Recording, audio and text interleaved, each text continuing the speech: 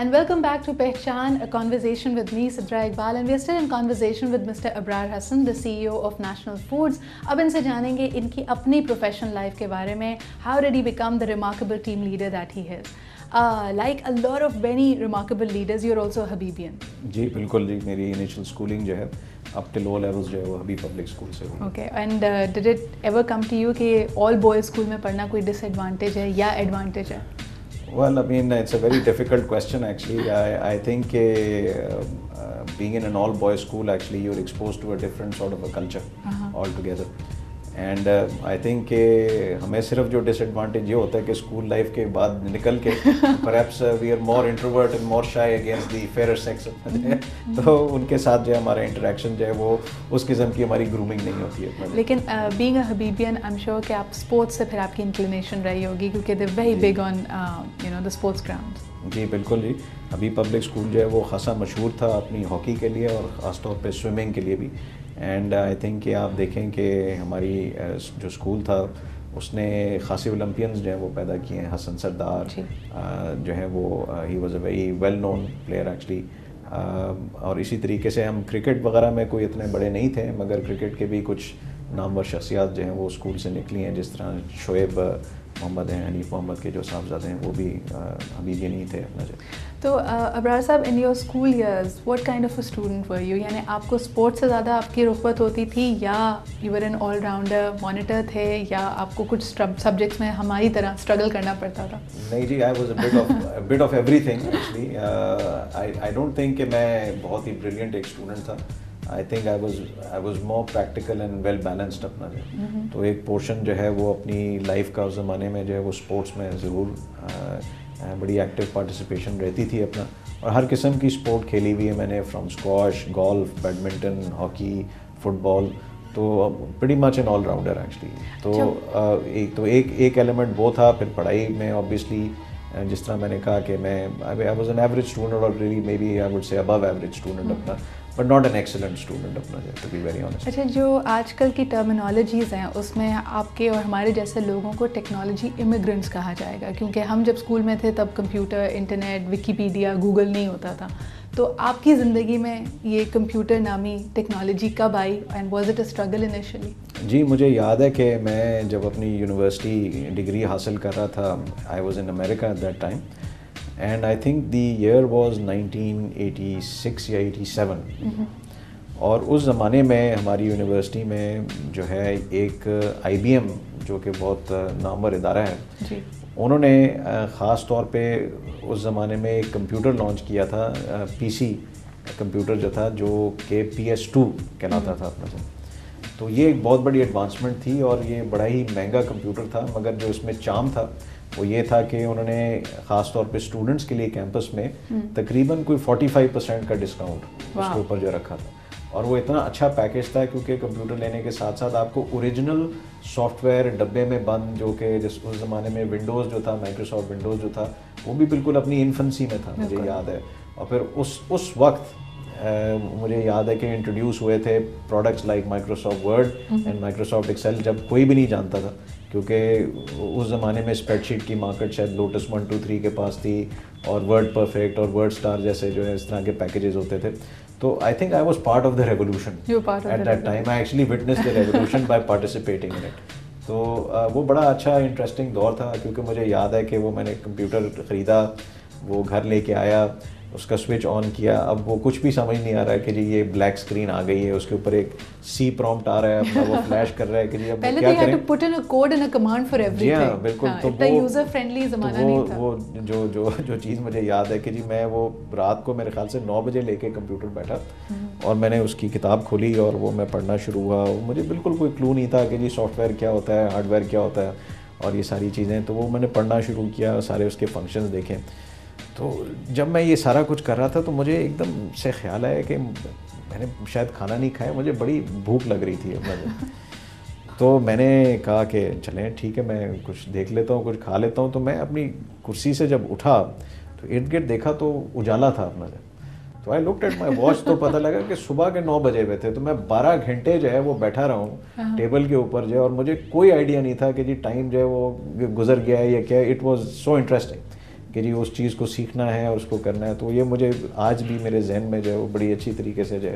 So the learning attitude was there. لیکن ساتھ ہی ساتھ اگر آپ یہ دیکھیں کہ اس زمانے میں آپ کے پاس کمپیوٹر تھا, یو آر اسٹڈینگ ابراڈ, واپس آتے ہوں گے تو بہن بھائیوں پہ اور کزنس پہ تو you must have been the cool one in the family. جی بالکل. I think well to a certain extent, کیونکہ جب میں 4 سال کے بعد جب واپس آیا اور یہ کمپیوٹر میرے ساتھ واپس آیا, تو پاکستان میں بھی آئی تھنک یہ جو ایڈوانسمنٹ ہوئی تھی کمپیوٹرز کے حوالے سے وہ خاصی اچھی تھی اپنا, بری نہیں تھی. ظاہر بات ہے کہ Pakistan has always kept pace with any kind of technological development, but obviously اس زمانے میں جو کاسٹ جو تھی اپنا اس کی وہ بہت ہی پروہیبٹیو, بہت ہی ایکسپینسو تھی.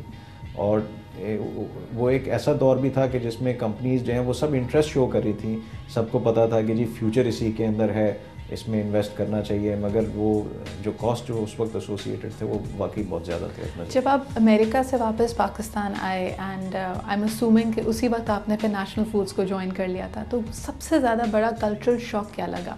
یعنی ایک آپ پڑھائی کرتے ہیں, وہاں کا ایک مائنڈ سیٹ الگ ہے, لوگوں کا دیکھنے کا سمجھنے کا رویہ الگ ہے. پاکستان میں آ کے سب سے زیادہ آپ کو جس چیز سے مشکل ہوئی یا آپ کو دقت ہوئی اس کو سمجھنے میں, وہ کیا چیز تھی؟ آئی تھنک یہ بڑا آپ نے انٹرسٹنگ سوال کیا ہے. اور میں امیڈیٹلی تو نیشنل فوڈ میں نہیں آیا تھا کیونکہ ہماری گروپ کی کمپنیز ہیں, تو مجھے انیشلی ایک دوسری کمپنی میں ڈالا تھا. مگر 1993 میں آفیشلی جو ہے وہ نیشنل فوڈز میں مجھے انڈکٹ کیا گیا اپنا. جب پاکستان واپس آ کے جو ایک چیز ہے, خاص طور پہ جب آپ ایک ادارے میں کام کرتے ہیں, ایک آرگنائزیشن میں کام کرتے ہیں, تو ہم مینجمنٹ سائنس میں اس چیز کو آرگنائزیشنل بیہیویئر کہتے ہیں. اور یہ صرف کسی کمپنی میں نہیں ایگزسٹ کرتی ہے, یہ ایک آرگنائزیشنل بیہیویئر جو آپ کے گھر میں بھی ایگزسٹ کرتا ہے, کیونکہ آپ کے گھر میں بھی ایک آرگنائزیشن ایگزسٹ کرتی ہے, آپ کی مدر سے لے کے آپ کے فادر سے لے کے, اور کس طرح جو ہے اتھارٹی ٹرکل ڈاؤن کرتی ہے, اور اسی طرح سے گورنمنٹ کے ادارے ہیں اس کے اندر بھی جو ہے وہ ایگزسٹ کرتی ہے اپنا. تو میں نے جو یہ ورکنگ ادارے تھے اس کے اندر جو چیز مجھے ایک بڑی آڈ لگی وہ یہ لگی کہ جو مینجمنٹ سٹائل تھا وہ بہت ہی جس کو کہتے ہیں ایک بلاک سسٹم تھا, نان پارٹیسپیٹیو. اینڈ وہاں اس زمانے کا کلچر ایسا ہوتا تھا کہ جو پرسن باس بن گیا جس طریقے سے بھی اس نے جو ہے وہ ہر چیز اپنے پاس رکھتا تھا, یعنی وہ انفارمیشن شیئرنگ بھی نہیں کرتا تھا, وہ اپنی نیچے کی ٹیم انٹرسٹ بھی نہیں رکھتا تھا کہ جی ان کو ڈیولپ کریں. Like every thing was self centred اپنا ٹو این ایکسٹینٹ. اور اس کو میں جب دیکھتا تھا, اور میں خاص طور پہ ایک اوپن کلچر سے میں آ رہا تھا جہاں ہم کو پڑھایا یہ جاتا تھا کہ جی آپ جو ہے ڈیسینٹرلائز کریں, فلی امپاور کریں لوگوں کو, جو ٹیلنٹ ہے لوگوں کو جو ہے وہ آپ ابھاریں اپنا جو ہے, تو آپ کا ادارہ جو ہے وہ چل سکتا ہے. تو میں نے اسی سر کو پکڑا اور اسی چیز کو جو ہے وہ میں امپلیمنٹ کرنے کی کوشش جو ہے میں نے وہ شروع کی. ظاہر بات ہے بہت زیادہ میں نے پرابلم فیس کیا. جو ایگزسٹنگ لوگ تھے ان کا ایک مینٹل ایٹیٹیوڈ تھا جو کہ آبویسلی ایئر آن ایئر بیسس پہ ان کو کام اسی طریقے سے کرنا آتا تھا. تو ایک ایکسیپٹیبلٹی کا اسپیکٹ تھا جو کہ آپ کو لگتا تھا کچھ خوش آمدی کلچر بھی ہوتا ہے کہ جب باس ایسا ہی ہے تو ٹھیک ہے جی اب اس سے کام لینا بھی تو ہے نا, اس کو بھی تو مینیج کرنا. بہت زیادہ. اور یہ بھی میرے لیے ایک بڑا میموریبل واقعہ ہے کہ جب میں نے نیشنل فوڈ میں لوگوں کو آ کے امپاور کرنا شروع کیا, اور میں نے ایک کام کیا اس زمانے میں, میں نے ایک مڈل مینجمنٹ کی کمیٹی بنائی اور میں نے لوگوں کو یہ سمجھایا, میں نے کہا کہ جی دیکھیں جو ٹاپ لیئر ہوتا ہے مینجمنٹ کا, دے آر اسٹریٹجک لیڈرز اپنا جائے, ان کا کام ایگزیکیوٹ نہیں کرنا ہوتا ہے, ان کا کام ہوتا ہے they must solve the problems, they must have a vision and they must actually participate strategy building کے اندر اپنا جائے. مگر جو آپ کا مین ایگزیکیوٹر ہوتا ہے وہ مڈل مینجمنٹ کا لیئر ہوتا ہے اپنا جائے, ٹھیک ہے جی.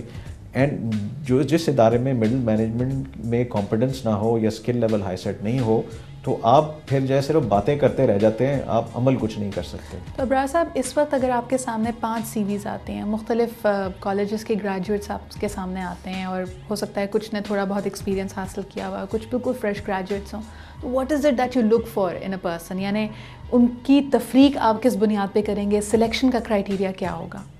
جی بالکل جی. دیکھیں سب سے پہلے تو یہ ہے کہ اگر آپ جو ریزومے کا ڈیزائن ہے اگر اس کو آپ دیکھیں اپنا جو, تو جو اچھا ریزومے ہوتا ہے اس کے اندر جو ساری آپ کی چیزیں لائک ایکسپیرینسز سے لے کے ایجوکیشن سے لے کے خاص طور پہ آپ کی ایکسٹرا کریکولر ایکٹیویٹیز ہیں, میں سمجھتا ہوں کہ ہر ایک کا ایک اپنا وزن ہے اپنا جو.